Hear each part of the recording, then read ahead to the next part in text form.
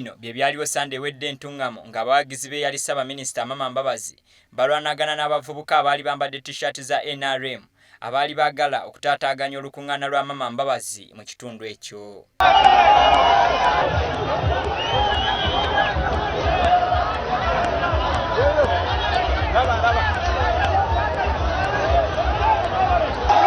Wano eyali omulamuzi wa kkooti y'oku ntikko Justice George Wilson Kanyehamba walagidde okwennyamira kwe nti abawagizi b'ekibiina ekiri mu buyinza aba NRM bagufudde muze okutaataaganyanga enkuŋŋaana z'abooludda olubavuganya.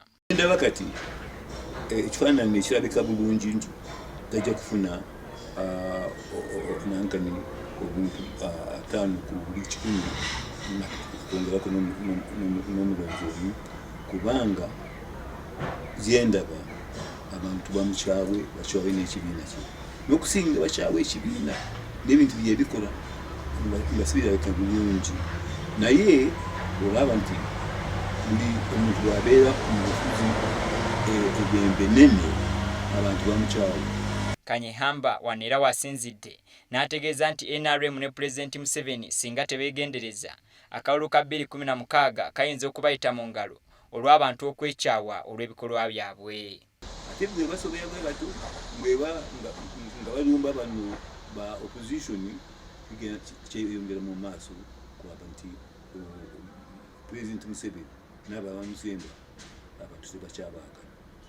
Ayongerako nti ekibiina ekiri mu buyinza ekya NRM kikozesa poliisi okukola ebikolwa ebimenya amateeka era wano waweeredde omuduumizi wa poliisi mu ggwanga General Kale Kaihura amagezi okwesonyiwa ebyobufuzi ebirimu kyekubiira nga bakola emirimu gyabwe.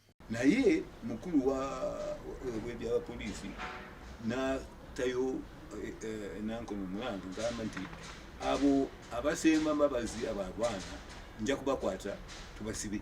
Kanyehamba agamba nti kino kyeyoleka lwatu mu kulwanagana okwali entuŋŋamo poliisi bw'eremeredde okukwata abavubuka ba NRM abaalumba bannaabwe ab'Amama Mbabazi nga kati omusango egutadde kubakola ku byokwerinda bye yali Ssaabaminisita Amama Mbabazi. Naye abaleeta omutawaana ba NRM supporters abo taboogerako tulaba kino kintu kirimu. Mu kiseera kino bannayuganda amaaso bageegese ssenkagale wa poliisi General Kale Kaihura ku ngeri gy'anaamalawo okulwanagana wakati w'abawagizi ba NRM n'aba John Patrick Amama Mbabazi.